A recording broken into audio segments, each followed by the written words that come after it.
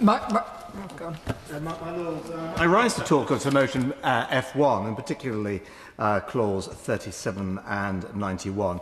Look, large parts of England, about 20%, a fifth, will be unparished when the government has finished vandalising our councils with LGR.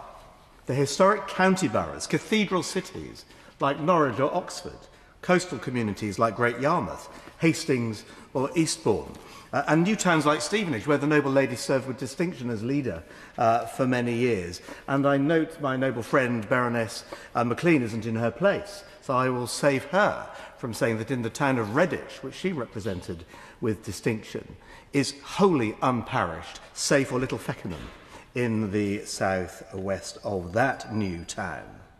These places will not have a properly constituted, legally incorporated, democratically legitimised local council to mow the park, heat the baths, run the carnival, complete with a proper mayor, wearing red robes and a tricorn hat, with ribbon-cutting convening powers when Labour is done.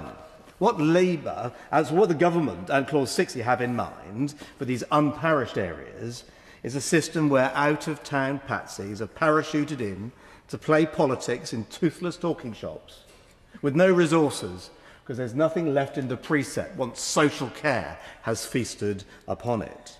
So I read with astonishment this morning when the noble lady wrote to us proposing amendment number 37A, where she's going to make an amendment to allow town and parish councillors to attend her meetings. Doesn't the noble lady see the problem here? Because in these particular places, there aren't going to be any town or parish councillors. That's the point. By what alchemy will she conjure up councillors from thin air to attend these meetings? It's just magical thinking. And that's why Amendment 37A is worthless. You can't send people that don't exist. So, but by contrast, my noble friend's amendment will ensure that elected community champions do exist. They have real resources to respond to local needs, and probably most importantly of all, to ensure that that self-selecting cronyism, nepotism, back-scratching and special interests with an axe to grind don't hold the majority over a barrel, because nobody was given the chance to cast their ballot for people who live in and love their town.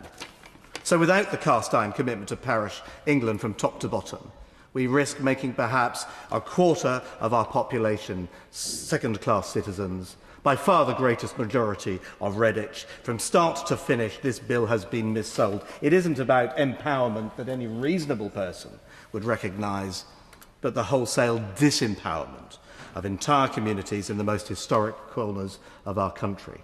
I commend F1 to the House.